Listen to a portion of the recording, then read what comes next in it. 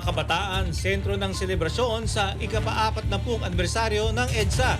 Umaabante sa balita si Abante reporter Charmaine Abong. Abante Radyo Live Report.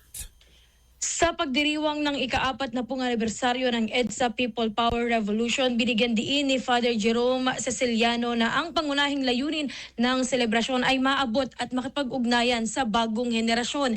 Kasama sa mga inihahandang aktibidad ang photo exhibits, coffee table book tungkol sa buhay at pamana ng yumaong Cardinal Sin, serye ng simposya sa mga isyong panlipunan, at prayer rallies na tutuklas sa kahalagahan ng demokrasya ngayon. Sa sektor ng relihiyon, magkakaroon ng pagdalaw ng Our Lady of Peace sa mga paralan sa EDSA at Novena Masses mula February 16 hanggang 24. Tampok din ang prayer power sa EDSA Mass Rally at rally sa February 22 na pamumunuan ni Cardinal Ambo David. Magtatapos ang selebrasyon sa February 25 sa pamamagitan ng Grand Marian Procession kasabay ng community-focused na program tulad ng medical missions at libreng legal consultations. Ako si Charmaine Abong, Abante.